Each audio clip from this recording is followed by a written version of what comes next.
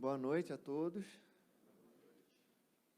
Como o pastor Sávio já disse, né? Nós estamos aí vindo de uma série falando sobre frases que Jesus proferiu ali na cruz, e a gente vai para esse quarto momento aqui, falar um pouco de mais uma frase aí que Jesus ele menciona ali na cruz do Calvário. Bom, estava percebendo ultimamente, quando eu estava estudando para falar um pouco sobre isso hoje, que nós vivemos num tempo onde tem se visto muito pessoas que sabem demais, pessoas que acham que sabem de tudo. Aquelas pessoas que elas sempre têm uma ideia muito bem respaldada, seja lá qual for o assunto. Nesse período de pandemia, por exemplo, a gente viu aí que muita gente aí que nunca estudou epidemiologia estava dando dicas aí no YouTube afora de como acabar com o Covid de um dia para a noite. E pessoas que muitas das vezes nunca pensou em pandemia, nunca viveu nada e às vezes nunca estudou dando essas dicas, né? É muito comum a gente ver pessoas aí na internet, nas redes sociais, às vezes falando sobre diversos assuntos que muitas das vezes não tem nem tanto respaldo para dizer. É muito comum a gente ver no YouTube, às vezes, aí a gente está andando ali e tem uma pessoa que às vezes vai falar que a Terra é plana ali, e engraçado que para provar ela usa uma forma muito... Não tem uma aqui, valeu. Ela usa uma forma muito curiosa, porque ela para provar ela só precisa de duas coisas, uma régua e um pote, uma tampa de pote. E só com isso aí é suficiente para provar que a Terra é plana. E a gente vive, tipo assim, num período onde muitas pessoas eles conseguem aí... a gente tem uma rede social que é muito aberta, né? Você pode palpitar sobre tudo, falar sobre tudo, e a gente vê muita gente que às vezes fala sobre qualquer assunto, sobre qualquer coisa, ele tem uma ideia. E às vezes a gente vê que na vida de muitas pessoas, ela tem uma dificuldade de simplesmente dizer, não sei. Existe um desconforto, às vezes, talvez, em dizer não sei. A gente também vive numa sociedade que às vezes pressiona tanto você saber de tudo, ter que ter resposta na ponta da língua para tudo, e muitas das vezes cria uma série de pessoas que às vezes têm dificuldade de apenas dizer, não sei sobre esse assunto. Não precisa nem às vezes tão longe, né, em redes sociais, em internet, que eu acho que quase todo mundo também tem aquele amigo que sabe de tudo. Óbvio que existe mesmo, algumas pessoas talvez conheçam, e eu conheço algumas pessoas que ela têm um conhecimento bem vasto mesmo. Tem um amigo meu que eu fico às vezes de boca aberta, tudo que você fala ele consegue conversar e falar.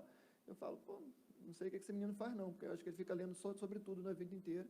Entendeu? E existem algumas pessoas assim, realmente que têm uma facilidade assim, mas estou falando daquela pessoa que muitas das vezes ele não tem grande conhecimento, mas ele tem uma lábia boa aí, que às vezes você consegue até acreditar, né? Se você também não tiver, tu cai no que ele falar, porque ele fala tão bem que você ainda consegue cair ainda no que ele falar.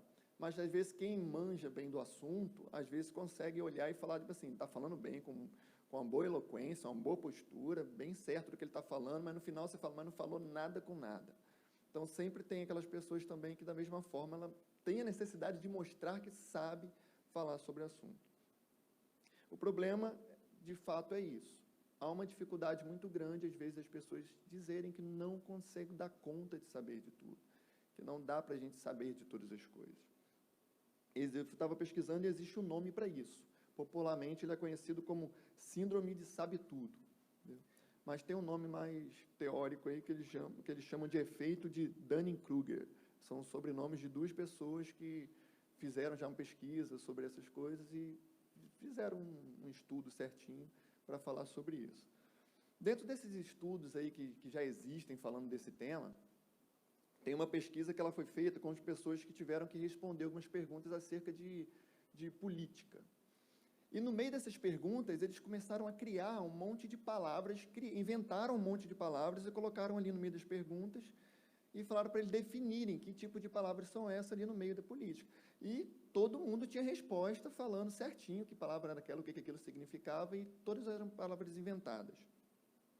Em torno disso também tinha uma história que ele falava que, tipo assim, tinha um campo que era dividido, tinha um lado assim plano, tinha um morro e um outro lado plano. E ele fez uma pergunta, olha, por que os bois sempre passam por esse morro para chegar ao outro lado? E tinha uma série de respostas assim, muito interessante. Uns falavam, mas é porque os animais, o boi, ele procura esses lugares mais altos, eles gostam. Se você for observar os campos, você vê que sempre nos lugares altos tem um monte de boi.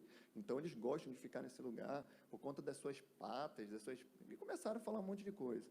Outros falavam, não, porque o boi, ele gosta de ter uma visualização maior sobre todas as coisas, por isso eles procuram esses lugares altos. E tinha resposta de tudo quanto é jeito, cuja resposta era tão simples.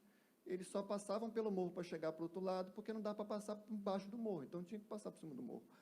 Mas há uma necessidade, de fato, de conseguir detalhar, escrever e dizer que, de fato, eu sei sobre esse assunto. Na segunda parte dessa pesquisa, teve uma coisa também muito interessante. Eles deram 2 artigos com temas controversos. Então, você concordaria com um assunto ali, o outro, óbvio, você discordaria. E foi visto que as pessoas que elas não se intitulavam como saber de tudo, elas normalmente pegavam esse assunto que elas não concordavam e construíam um texto crítico sobre aquele assunto. Já as pessoas que diziam saber de tudo, elas automaticamente ignoravam esse texto, que era algo que ela não concordava, e se apegava àquilo que ela concordava e destrinchava em cima daquilo ali. E mostrava também que há uma dificuldade de se você admitir que não sabe. Então, prefiro só dar atenção àquilo que eu já sei, para que eu não tenha que falar de algo que realmente eu não sei. Então, eles preferiam esses textos com um assunto que estava dentro da compreensão. Na prática, eu já experimentei isso uma vez. Teve bastante tempo atrás, eu fui fazer uma experimental de CrossFit. Aí tinha um negócio de um pneu, tinha um pneu aqueles pneu bem grande assim que eles usavam, e eles pegavam um pneu e tinham que chegar até o outro lado. E o instrutor falou bem assim, ó, você tem que chegar até lá no final e tem que ficar tombando esse pneu daqui até lá ao outro lado. Aí ele foi tombando, eu peguei o pneu, simplesmente virei assim e rolei o pneu. Falei, se você olhar assim, é muito mais fácil e é rápido de chegar ao outro lado. E ele chegou e falou assim para mim, cara, mas não tem lógica nenhuma você rolar o pneu até lá. Eu falei, não tem lógica nenhuma rolar o pneu até lá. E para mim é uma prova disso aqui. É uma prova de quando você acha que você sabe de alguma coisa, você não consegue perceber nem o que é lógico, só rolar o pneu até o outro lado. E o interessante é que é uma coisa que, às vezes, é tão ilógica. Esse pouco tempo eu passei no mesmo lugar e tinha um monte de gente, era 20 pessoas rodando pneu. Ele ainda conseguiu convencer um monte de gente que é mais fácil ir tombando o pneu até o outro lado.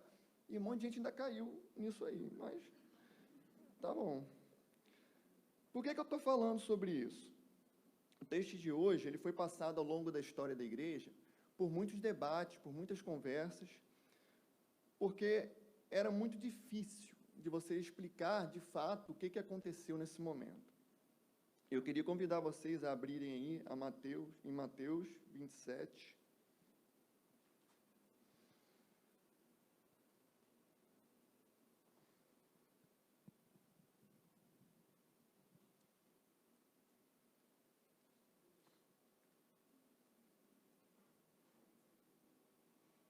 Mateus capítulo 27, a gente vai ler somente o verso 46, que diz assim: Por volta da hora 9, Jesus bradou em alta voz, Eli, Eli, lama sabactani, isto é, Deus meu, por que me abandonaste?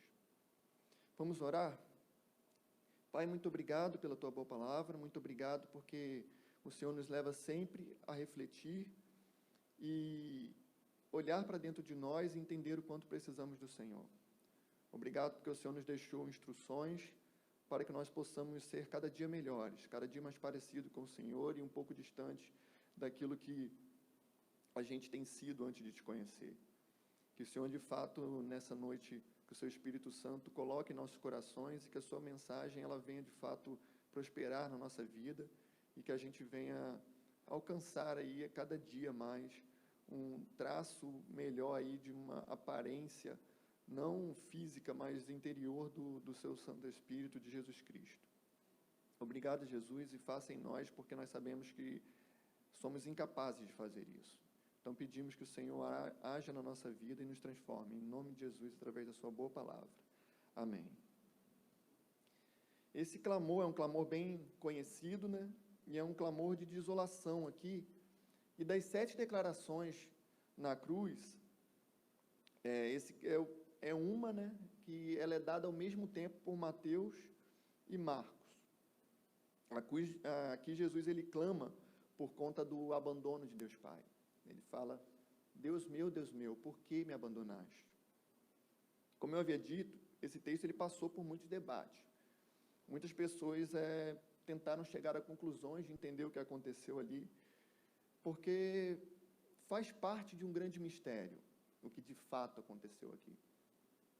Deus Pai abandona a Jesus Cristo, ele sente, ele fala ali: por que me abandonaste?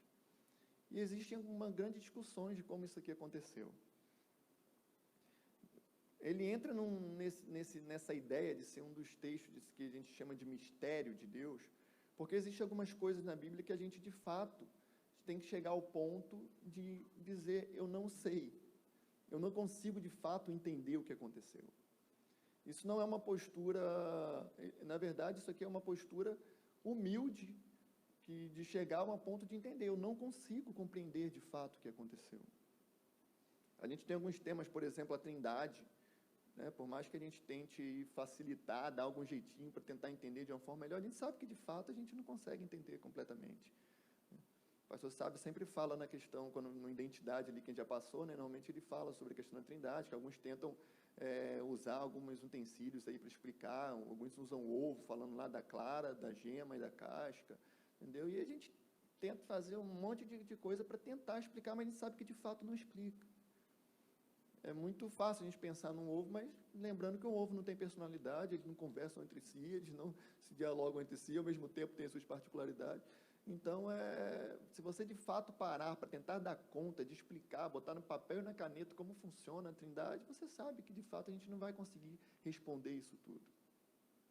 Não só isso, como também ao longo da história da igreja, a gente tem visto também um grande debate sobre a responsabilidade humana e a soberania de Deus. Nós temos de um lado um Deus soberano, que tem os seus decretos, o controle de todas as coisas, do outro lado nós temos humanos que são responsáveis pelos seus atos, e como essas coisas elas se dialogam entre si é muito difícil para a gente entender. Charles Spurgeon, um pregador que recebeu o título de Príncipe dos Pregadores, ele dizia que quando a gente olha para a responsabilidade humana e a soberania divina e acha que isso são coisas distintas, isso na verdade é fruto da nossa tolice, da nossa falta de compreensão, de entender um Deus que é muito maior do que nós, de entender um Deus que a gente de fato não dá conta com a nossa mente limitada, e além de ser limitada, ainda é manchada pelo pecado. A gente não consegue de fato compreender esse Deus todo. E às vezes a tentativa de compreender esse Deus na intenção de querer saber detalhes e coisas que Deus não revelou, eu acho tão engraçado, né? Porque a palavra de Deus tem tantas coisas que Ele revelou, a gente não dá conta de entender nem o que está revelado, mas às vezes a gente quer dar conta daquilo que não revelou. E às vezes a gente gasta tempo tentando falar e tentando achar uma forma de falar aquilo que é oculto, mas nem o que já foi revelado a gente deu conta ainda de compreender, muito menos ainda de viver. Então, mas a gente de fato aqui, e há um perigo muito grande quando a gente às vezes tenta explicar tudo, entendeu? A grande maioria das heresias que a gente vê no mundo de hoje, ela tem uma base bíblica. Ela tem normalmente um texto ali para respaldar o que a pessoa quer dizer, entendeu? Mas muitas das vezes é falando algo que ela não necessariamente é o que o texto quis dizer. E ele começa ali a falar, dialogar e falar bastante coisa em cima daquilo, querendo responder respostas que a Bíblia não deu, e muitas das vezes surgem essas grandes heresias. E muitas das vezes a gente chega, quando a gente vai por esse caminho, a gente tem dois pontos: ou a gente começa a falar coisas que não deveria estar falando, ou a gente chega a um ponto que a gente não dá conta e faz às vezes como muitas pessoas daquele teste fizeram. Prefiro então ignorar. Prefiro então, já que eu não dou conta, vamos seguir outro caminho, vamos seguir outro rumo, porque para mim não dá, é difícil demais viver sem dar conta de não entender algumas coisas. Então algumas abrem mão disso aí. Mas é engraçado também que existe outro caminho que foi tomado pelo apóstolo Paulo, né? Ele deu na carta dele de Romanos 11, no verso 33, ele fala: ó profundidade da riqueza, da sabedoria e do conhecimento de Deus! Quão insondáveis são os seus juízos, inescrutáveis são os seus caminhos! Quem conheceu a mente do Senhor, ou quem foi seu conselheiro? Quem primeiro lhe deu para que ele o recompense? Pois dele, por ele, para ele são todas as coisas, a ele seja a glória para sempre. Amém. Paulo também, inteligente como foi, sabendo tanto que ele nos ensina através do que escreveu, ele também chegou a um ponto de chegar e falar, cara, quão grande é a sabedoria de Deus e eu não dou conta, eu não consigo entender. É profundo demais para mim. E quando Paulo ele se dá de cara com isso aí, a primeira coisa que ele faz, ele se humilha, ele fala, é grande mesmo, eu não consigo compreender. Eu sou limitado demais para compreender certas coisas. E Paulo chega a um ponto de glorificar a Deus no final, a Ele toda a honra, toda a glória e todo o louvor. É muito difícil quando nós chegamos a um ponto onde nós queremos ter resposta para todas as coisas. Mas uma coisa que, na responsabilidade humana e soberania de Deus, o Spurgeon tem uma pregação sobre isso, e ele fala, ambas são verdades. A Bíblia fala que Deus é soberano, a Bíblia fala que o homem tem as suas responsabilidades, ambas são verdades. Não importa se você dá conta de não entender ou não. Não importa se você não sabe como essas coisas se correlacionam, elas são verdades. E eu querer negar uma coisa para afirmar a outra, não é o melhor caminho, porque ambas são verdades.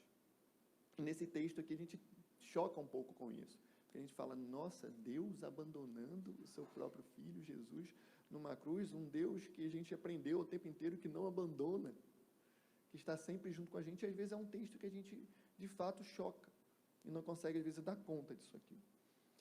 Os gnósticos coríntios, tentando responder essa cena aí, eles diziam que Cristo veio habitar no homem Jesus no momento do seu batismo. Então, era Jesus, ele nasceu, Deus criou ali tudo certinho, e era tipo assim, Jesus humano ali, somente o Jesus humano. Na hora do batismo dele, o Espírito desceu sobre ele e juntou ali o Jesus humano com a parte divina, entendeu? E na hora da morte, o Espírito também saiu e morre apenas o Jesus humano. Essa ideia ela foi considerada herética na igreja primitiva, bem no início da igreja. Não foi muito longe, porque ela não faz sentido se nós olharmos os evangelhos, os que os apóstolos ensinaram, o que o próprio Jesus mesmo falou acerca dele. Olhando todo o evangelho bíblico aqui, a gente vai ver que, de fato, não faz muito sentido essas afirmações. E muitas discussões eles geraram em torno desse momento. Naquele momento ali, Jesus ele estava suportando o pecado do mundo. Em um estado de separação ali que ele teve, ele se identificou perfeitamente com o pecador. Porque o estado do pecador era de um homem estar sendo separado de Deus por conta do pecado.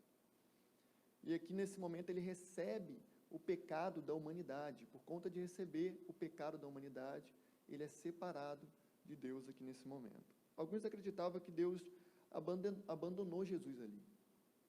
Ele era representante, né, dos homens pecaminosos, então ele sofreu esse abandono por Deus Pai. Porém, por outro lado, outros olhavam a mesma situação de uma forma diferente. Ele sofreu um abandono, ele sentiu esse abandono. Porém, nesse abandono, a gente vê aí que, na verdade, foi um dos maiores acolhimentos da história. Porque nesse momento que Jesus também sofre abandono, a partir daí, lá na frente a gente vê que Jesus ele é acolhido, o seu sacrifício ele é aceito, então ele continua acolhido, e não só ele, mas todos aqueles que creram nele também foram acolhidos. Hoje nós estamos aqui porque cremos naquilo que Jesus fez, e também fomos acolhidos dessa forma. Então, alguns olham a mesma ideia, por mais que ele sentiu esse abandono, é fato que ele sentiu, da mesma forma fomos acolhidos por conta disso tudo que Jesus viveu e sofreu. Eu não quero ater aqui essas divergências, nessas discussões que às vezes bem teológicas do que aconteceu de fato, mas eu quero me ater aos fatos aqui, que é claro, Jesus sofreu um abandono de Deus Pai. O que a gente não pode perder de vista nessa passagem é que nesse clamor, Jesus, mais uma vez, fica comprovado a sua verdadeira humanidade. Existe uma doutrina que nós chamamos de união hipostática. É uma união que nós falamos que Cristo, ele é 100% homem e ele é 100% Deus. Mais uma vez, é algo que a nossa matemática não dá conta também. Entendeu? Você ser 100% um homem, ser 100% Deus. Né? Isso é muito comum no nosso cotidiano, entendeu? Algumas coisas assim. Por exemplo, numa das pesquisas que eu estava vendo, Um cara, ele foi numa empresa e falou bem assim, eu comecei a pesquisar e perguntei para todo mundo da empresa quem se achava entre os 5% dos mais inteligentes ali, dos mais empenhados da empresa. Cerca de 70% se achava. Então, a matemática ela também não bate. 70% das pessoas se achavam os seus 5%. Nesse caso aqui, da mesma forma que a matemática não bate, para a gente também aqui não bate. Ele ser 100% homem e ele ser 100% Deus. A explicação lógica aqui, ela não faz sentido, mas de fato, ele era 100% homem e ele era 100% Deus. Essa união, ela não consegue se separar. Ele não consegue ter momentos que agora ele é 100% homem. Não, nesse momento aqui ele estava sendo 100% Deus. Isso não existe. Em todo momento ele foi 100% homem e ele foi 100% Deus. Em Filipenses 2,5 ajuda a gente a entender um pouquinho disso aqui. A partir do 5 até o 8 diz assim: seja a atitude de vocês a mesma de Cristo Jesus, que embora sendo Deus, não considerou que o ser igual a Deus era algo que deveria apegar-se, mas vaziou-se a si mesmo, vindo a ser servo, tornando-se semelhante aos homens, e sendo encontrado em forma humana, humilhou-se a si mesmo e foi obediente até a morte e morte de cruz. Aqui nós vemos que Jesus ele não veio aqui como um ator cumprir um papel. Ele foi autêntico e, de fato, experimentou a vida humana. Aqui ele fala que, no versículo 7, ele se esvaziou. Uma das aplicações que a gente pode ver aqui é que, de fato, a gente vê que o próprio Deus, o próprio Jesus, ele se esvaziou. Pensa num Deus soberano, onipresente, onisciente, em todos os lugares ao mesmo tempo, poderia, com todo o poder ali à disposição, ele agora se esvazia. Ele vira homem. E ele passa por processos humanos. Foge um pouco da nossa lógica em tentar entender isso aí. Deus agora é uma criança, agora é um bebê. Deus agora precisa de um outro ser humano para alimentar ele, para ensinar ele a falar, para ajudar ele a caminhar. Deus Todo-Poderoso passando por esse processo, e ele experimentou de fato cada processo desse. Ele precisou de alguém para limpar ele. Ele precisava tomar banho para se limpar, ele precisava caminhar bastante, precisava dormir. Então, ele de fato se esvaziou, embora ele não foi totalmente humano. A gente vê por várias vezes na história de Jesus aqui, que ele parava a tempestade, ele fazia cura, ele operava muitos milagres, ele conseguia sondar o coração de algumas pessoas, o pensamento das pessoas que estavam com ele conseguia sondar e chegar em pontos que nenhum ser humano consegue chegar no coração de ninguém. E a gente vê que é algo realmente sobrenatural, apenas Deus poderia fazer algo assim. Com apenas uma ordem, ele mudava o que acontecia na natureza, ele transformou água em vinho, algo impossível. Então, em nenhum momento ele deixou de ser Deus, mas ele, como Deus, experimentou a vida humana e experimentou assim como eu e você. As tentações que nós passamos, ele também passou. As provações que nós passamos, ele também passou. Ele experimentou em cada detalhe a vida que nós vivemos aqui. A única coisa que ele não experimentou, que nós experimentamos, foi o pecado. A única coisa que ele não fez em momento algum foi pecar. E ainda assim foi condenado. Foi condenado foi condenado ainda, preferiram soltar entre aspas, né, o pior pecador, o pior criminoso, melhor dizendo. O pior pecador, acho que é Paulo, né, que ele falou, então... Mas o pior criminoso ali daquela era, ali, ele conseguiu ser preso no lugar dele, melhor soltar ele, um homem que nunca pecou. Mas foi a única coisa que ele não experimentou. Foi a questão do pecado, porque ele sofreu como cada um de nós aqui já sofreu, ou sofre ou vai sofrer. A questão aqui é, muitas das vezes, a gente tenta burlar o sistema. O próprio Deus, ele veio aqui e passou por tudo isso, e muitas das vezes a gente não quer passar. Hebreus 5, no 8 e 9, diz assim: embora sendo filho, ele aprendeu a obedecer por meio daquilo que sofreu, e uma vez aperfeiçoado, tornou-se a fonte de eterna salvação para todos os que lhe obedecem. Aqui no versículo 8 fala que ele aprendeu a obedecer por meio daquilo que sofreu. Ele passou por sofrimento e aprendeu com aquele sofrimento. Até o processo de aprendizagem de Jesus, ele passou também por muitos processos que nós passamos. E o sofrimento, normalmente, é um dos melhores processos aqui. Não o melhor de você sentir, né? Mas, normalmente, é o processo que nós mais aprendemos, que nós mais crescemos. Se nós apagarmos o sofrimento aí da nossa vida, a gente estava longe do que a gente é hoje. Porque o tanto que a gente se fortaleceu, o tanto que a gente aprendeu, o tanto de coisas que nós não fazemos hoje por conta do que já passamos, pelo que já erramos, pelo que já sofremos. E Jesus passou pelo mesmo sofrimento. O problema é que, às vezes, Jesus, né, sendo Deus, podia, tipo assim, não preciso passar por isso, né? Vou estalar o dedo aqui e agora está de boa, já aprendi. Entendeu? Mas ele passou por isso. E, às vezes, a gente não quer, a gente queria estalar o dedo e passar por isso. O próprio Deus passou pela mesma coisa e a gente ainda quer, às vezes, burlar aí um pouquinho, se der. O problema é que a gente acha que tudo é mágico demais, que tudo é místico demais. A gente quer orar, Senhor, nos dê paciência, e no outro dia acordar, melhor que Jó. Esse é o fato. Só que não, o processo é que nos ensina. Às vezes, quando você pede, Senhor, me dá paciência, a resposta vai ser ele colocar uma pessoa chata do seu lado para você ficar o dia inteiro treinando paciência, exercitando paciência, aprendendo a ser paciente.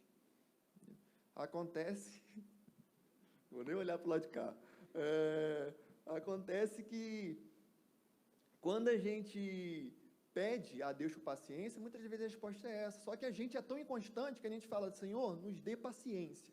Aí ele vai lá, pronto, vou colocar o chatinho aqui do lado dele, para ele treinar a paciência. No primeiro dia que o chato está ali, tu fala, Senhor, tira esse cara de perto de mim.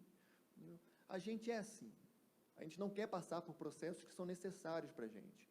A gente não quer passar por sofrimentos que às vezes é necessário para cada um de nós. Eu não lembro quem é que fala essa frase, se não me engano, eu acho que é o Piper ou o Keller, que fala, tipo assim, que o sofrimento ele é o megafone de Deus. C.S. Lewis? Certinho, certeiro. Mas acontece que ele fala que o sofrimento é o megafone de Deus.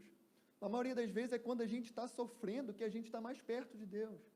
A gente fala normalmente que não tem melhor lugar que estar perto de Deus. Entendeu? Mas normalmente é no sofrimento que a gente encontra esse lugar. É normalmente quando a gente está mais sofrendo que a gente está mais perto de Deus. A gente olha para a história de Jó e a gente fala, caramba, olha o quanto ele sofreu. E foi nesse momento do sofrimento que Jó fala, antes eu te conhecia só de ouvir falar, agora eu ando contigo. Por meio do sofrimento, muita coisa acontece que é necessário por cada um de nós. E muitas das vezes a gente não quer passar por isso. Não vou falando que é legal, não. Também não gosto, não. Entendeu? Mas é necessário. É necessário por conta da gente. Esse é o processo que, se a gente não passar, a gente sabe, se cada um olhar para a gente, quando está tudo bem demais, quando está tudo tranquilo demais, a gente vai esquecendo. A gente esquece de quem a gente é, a gente esquece de onde que a gente veio, a gente esquece do que Deus fez pela gente, a gente acha que a gente dá conta de tudo. E muitas vezes a gente precisa desse sofrimento para lembrar, tipo assim, eu preciso de Deus, eu não dou conta. Certa vez, não vou expor, né, porque eu não sei se pode também, mas tive uma pessoa muito próxima que ela teve um câncer. E essa pessoa, ela era ateia, né, e ela teve um câncer. E ela falou, cara, por meio desse câncer, desse sofrimento, eu conheci a Deus. E ela falou uma frase que causa um impacto muito grande, que não está na nossa lógica. Ela falou bem assim, para muitos um câncer pode ser uma desgraça. Para mim, me levou aos pés do meu Salvador. A lógica dentro do Evangelho, quando nós de fato entendemos o que realmente importa, ela é totalmente diferente da lógica que nós vivemos no mundo. O sofrimento muitas das vezes é necessário. Eu costumo sempre dizer que a minha oração, que ela sempre seja no meio ao sofrimento, Senhor, me ensine o que precisa, o que eu preciso aprender. E que ele fique o tempo que precise ficar. Acho que ele também vai quando o tempo acabar, porque às vezes a gente sofre por conta da gente mesmo. A gente às vezes deixa de sofrer um pouco mais. Existe uma diferença muito grande do sofrimento que às vezes é necessário, daquele sofrimento que a gente procura, a gente caça sofrer, entendeu? Tô em tudo para você não fazer, mas você está caçando sofrer. Então, existe uma diferença muito grande nisso aí. Eu acho que, de fato, a gente começa a olhar essa lógica de um ponto diferente. Li um artigo também falando sobre isso aqui, que se chama A Cruz de Cristo, de Paul Washer. Ele fala uma coisa interessante, ele fala, nessas palavras aqui, quando Jesus clama a Deus, ele fala, por que me abandonaste? Ele não está apenas falando diretamente para Deus, mas ele está levando todos aqueles os seus ouvintes e aqueles também que vão ler sobre, que é o nosso caso aqui, que estamos agora lendo sobre isso. Ele está direcionando todas essas pessoas para um versículo que já existia em Salmo 22. Então, se vocês puderem abrir aí, é uma profecia muito importante do Antigo Testamento. Todo salmo aqui, se a gente for ler o Salmo 22, encoraja depois vocês com calma lerem esse salmo. E todo esse salmo está repleto de profecias detalhadas da cruz aí. A gente vai ter apenas os primeiros versos aí. E quando Jesus ele faz essa citação, no primeiro aí, no verso 1, diz assim, Salmo 22, meu Deus, por que me abandonaste? Por que está tão longe de salvar-me, tão longe dos meus gritos de angústia? Deus usa aí a primeira frase aí, nessa parte A aí, Jesus ele usa essa mesma frase, e quando ele faz isso, ele fazendo as pessoas voltarem a esse salmo, ele revela algo sobre o seu caráter e sobre o seu propósito. No verso 1 e 2 aí, essa palavra que é usada aí, do abandonaste, Mateus conduz essa palavra, no grego significa desamparo, abandonado ou desertado. O salmista, quando usa, na época era em outra língua, né, no hebraico, mas tem o mesmo significado, que significa desamparar. Então, ambos os casos, a intenção ela é clara aqui. O propósito aqui é que o Messias ele está ali na cruz do Calvário, consciente, e ele sentiu o desamparo de Deus Pai. Esse desamparo ele não é simbólico, ele não é poético, ele é real. Ele sente isso na pele, dizendo, Pai, por que me desamparaste? Se houve uma pessoa que sentiu o desamparo de Deus, esse foi o Filho de Deus na cruz do Calvário. Um desamparo que era para ser meu, que era para ser seu. Por conta do pecado, por Deus não coabitar com o pecado, é impossível isso. Não era para termos comunhão com Ele. O que restava para nós é o desamparo, é essa distância, de não poder nem se aproximar de um Deus Santo. E Jesus sofreu esse desamparo no nosso lugar. Se hoje nós temos comunhão com Deus, foi porque o desamparo que era meu e seu, Jesus sofreu em nosso lugar. Nós vemos aí em todo enredo bíblico aí, o quão importante é a presença de Deus. A gente vê Davi clamando, faça o que o Senhor quiser, só não tire de mim o teu espírito, só não se afaste de mim. A gente vê Moisés falando, eu só vou se a sua presença for comigo. E tem vários aí, para todo cristão, isso normalmente, acho que todo mundo já passou por essa, eu posso perder qualquer coisa, desde que o Senhor esteja ao meu lado. É um pavor para cada um de nós, saber que Deus, nesse exato momento, me desamparou, me abandonou. E a gente não precisa passar por isso, porque Cristo sofreu esse abandono no meu lugar e no seu lugar. Isso é tão claro aqui nas Escrituras. O quarto e quinto verso desse salmo, a angústia sofrida pelo Messias, se torna mais aguda ainda, porque ele se lembra da fidelidade com Deus, da fidelidade do povo de Deus, da aliança com Deus. Então, aqui no verso 4 e 5, ele fala, em ti os nossos antepassados puseram a sua confiança, confiaram e os livrastes, clamaram a ti e foram libertos. Em ti confiaram e não se decepcionaram. Isso é comum em todo o enredo bíblico, de você ver que o povo de Deus clamava e ele ia por eles lá. Por diversas vezes o povo virava as costas para Deus. E Deus se mantinha fiel. E quando eles clamavam, ele estava sempre ali. Imagina Jesus, às vezes, lembrando isso e lembrando que ele não passa. Eu nunca virei as costas. eu nunca fiz nada ao contrário, sempre fui o fiel aqui desde a eternidade. E agora se sentindo desamparado, se sentindo abandonado.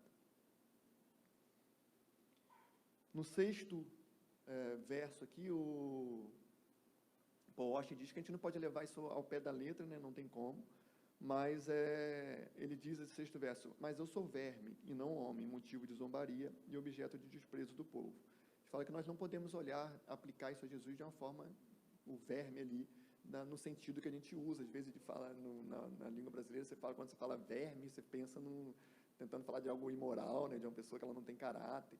Não é exatamente disso que ele está falando, mas ele está falando uma questão de um verme num ser tão cheio de impureza, que a gente normalmente tem nojo por conta disso, e ali naquele momento Jesus ele recebe o pecado da humanidade, aquilo que Deus mais abominava, aquilo que Deus abomina, né, até hoje, aquilo que mais Deus, que fere a santidade de Deus, ele vê agora o seu Filho recebendo tudo isso, em nosso lugar.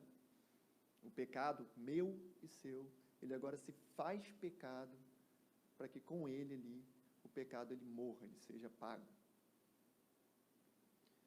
Acontece aqui que quando ele usa isso, Paul Washer ele fala que na verdade, o que ele quer dizer é que, como um verme, Cristo foi olhado por muitos, desprezado, foi motivo de zombaria, e ele também foi esmagado e moído no meu lugar e no seu.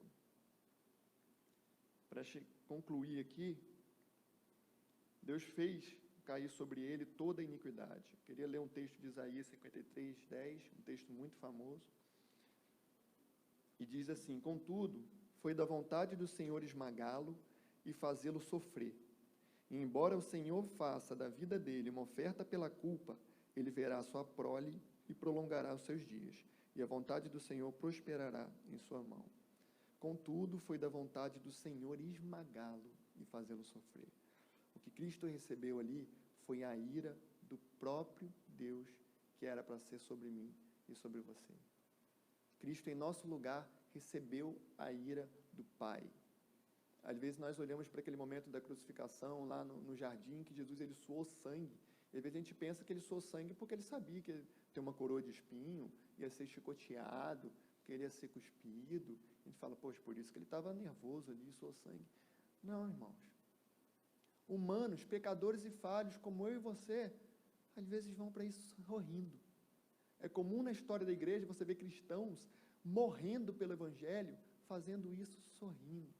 Paulo dizia que ele sente uma glória enorme, uma felicidade em sofrer pelo Evangelho, em sofrer por Cristo. Não faz parte da lógica, o capitão desse exército, o próprio Jesus Cristo, está com medo disso. Mas é porque Jesus sabia de uma coisa que a gente não sabe, a gente não dá conta. A gente não tem noção do que é a ira de um Deus furioso e irado contra o pecado. A gente não tem noção, por isso a gente vive tranquilo. Por isso a gente vive tranquilo. Mas Jesus sabia quem era o pai dele. E ele sabia o que era isso. Isso fez suar sangue. Porque ele sabia que ele ia receber a ira do próprio Deus. Que ele iria receber o pecado, aquilo que ele mais odiava. Que ele ia se fazer pecado. Ele recebeu a ira e a justiça de Deus para que nós recebêssemos o seu amor e a sua graça. No verso 11 e 12 fala que depois do sofrimento da sua alma, ele verá a luz e ficará satisfeito. Pelo seu conhecimento, meu servo justo justificará a muitos e levará a iniquidade deles. Ele levou a minha e a sua iniquidade. Jesus morre e paga os nossos pecados, é sepultado, o seu sacrifício é aceito, e no terceiro dia ele ressuscitou. Ele venceu a morte, e vitorioso ele vive está. Queria terminar lendo Filipenses 9:11. A banda, acho que já. Por isso Deus o exaltou à mais alta posição e lhe deu o nome que está acima de todo nome, para que o nome de Jesus se dobre todo o joelho no céu, na terra e debaixo da terra, e toda língua confesse que Jesus Cristo é o Senhor, para a glória de Deus Pai. Ele ressuscitou. Deus o exaltou e lhe deu a mais alta posição. Lhe deu o nome que está acima de todos os nomes. E hoje nós vivemos tranquilo. Hoje nós podemos viver em paz, em harmonia, porque sabemos que tudo aquilo que era para estar sobre nós, Cristo levou sobre si. Ele pagou o meu pecado. Ele pagou o seu pecado.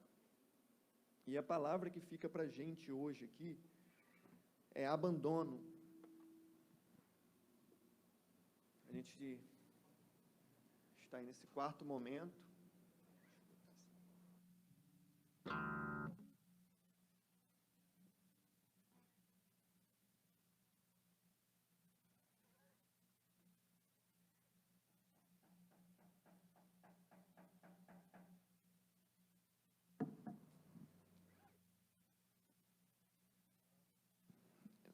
A palavra que fica para nós hoje é abandono.